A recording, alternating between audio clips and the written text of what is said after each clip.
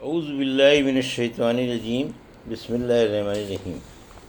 الحمد للہ رب العالمین، والصلاة والسلام علی سید المرسلین و خاتم النبیین، اما بعد۔ صحیح بخاری، باب کتاب الحج، حدیث نمبر 1767۔ اردو ترجمہ۔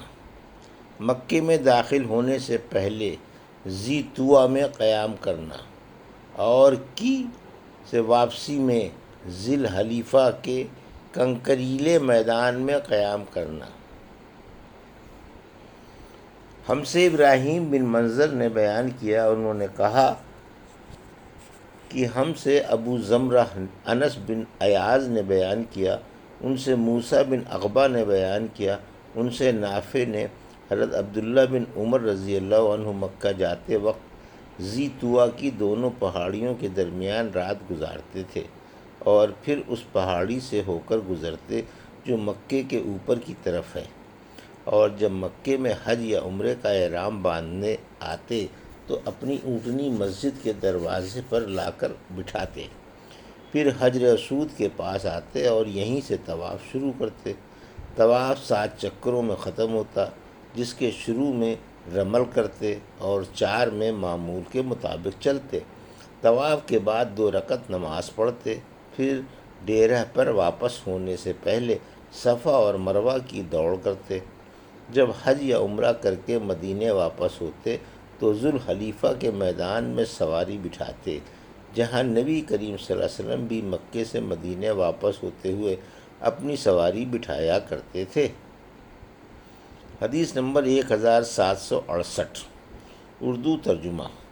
ہم سے عبداللہ بن عبد الوہاب نے بیان کیا، انہوں نے کہا کہ ہم سے خالد بن حارث نے بیان کیا، انہوں نے کہا کہ عبید اللہ سے محصب کے بارے میں پوچھا گیا تو انہوں نے نافع سے بیان کیا کہ رسول اللہ صلی اللہ علیہ وسلم اور حضرت عمر اور ابن عمر رضی اللہ عنہ نے محصب میں قیام فرمایا تھا۔ نافع سے روایت ہے کہ حضرت عبداللہ بن عمر محصب میں ظہر اور عصر پڑھتے تھے۔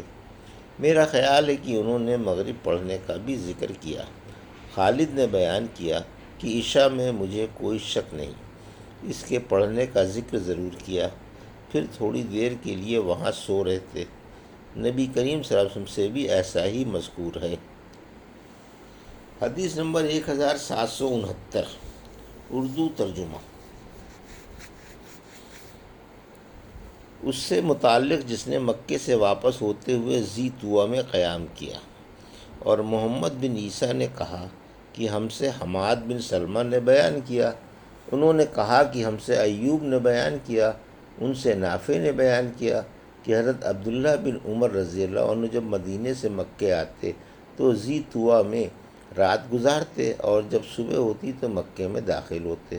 اسی طرح مکے سے واپسی میں بھی ذی طویٰ سے گزرتے اور وہیں رات گزارتے، اور فرماتے کہ نبی کریم صلی اللہ علیہ وسلم بھی اسی طرح کرتے تھے۔ حدیث نمبر 1770۔ اردو ترجمہ۔ زمانہ حج میں تجارت کرنا اور جاہلیت کے بازاروں میں خرید و فروخت کا بیان۔ ہم سے عثمان بن حشیم نے بیان کیا، انہوں نے کہا کہ ہم کو ابن جریج نے خبر دی، ان سے عمرو بن دینار نے بیان کیا اور ان سے حضرت عبداللہ بن عباس رضی اللہ عنہ نے بیان کیا کہ ذو المجاز اور عکاظ عہد جاہلیت کے بازار تھے۔ جب اسلام آیا تو گویا لوگوں نے جاہلیت کے ان بازاروں میں خرید و فروخت کو برا خیال کیا۔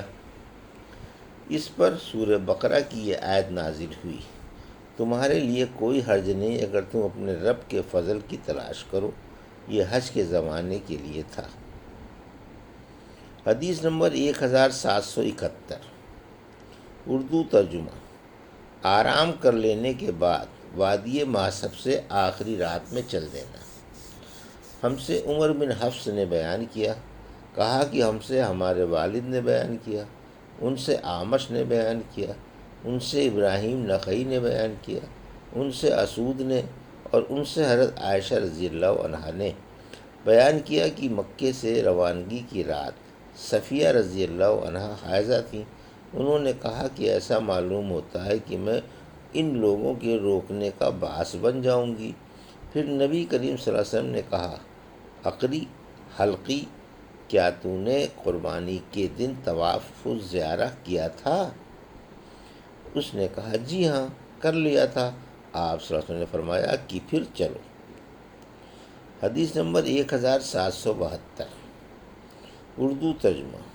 ابو عبداللہ امام بخاری نے کہا، محمد بن سلام نے اپنی روایت میں یہ زیادتی کی ہے کہ ہم سے محاذر نے بیان کیا، ان سے اعمش نے بیان کیا، ان سے ابراہیم نخعی نے، ان سے اسود نے، اور ان سے عائشہ رضی اللہ عنہا نے بیان کیا کہ ہم رسول اللہ صلی اللہ علیہ وسلم کے ساتھ حجۃ الوداع میں مدینے سے نکلے تو ہماری زبانوں پر صرف حج کا ذکر تھا۔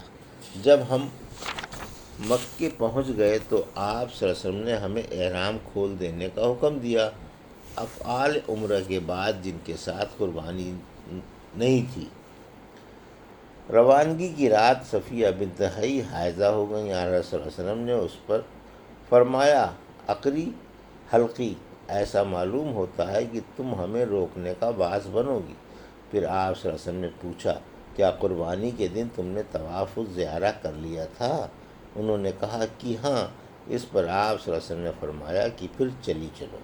عائشہ رضی اللہ عنہا نے اپنے متعلق کہا کہ میں نے کہا، یا رسول اللہ، میں نے احرام نہیں کھولا ہے۔ آپ نے فرمایا کہ تم تنعیم سے عمرے کا احرام باندھ لو اور عمرہ کر لو۔ چنانچہ عائشہ رضی اللہ عنہا کے ساتھ ان کے بھائی گئے۔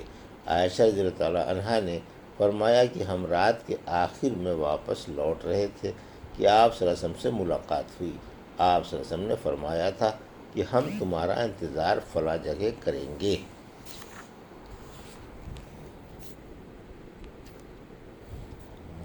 یہ تھی صحیح بخاری باب کتاب الحج کی حدیث نمبر 1767 سے 1772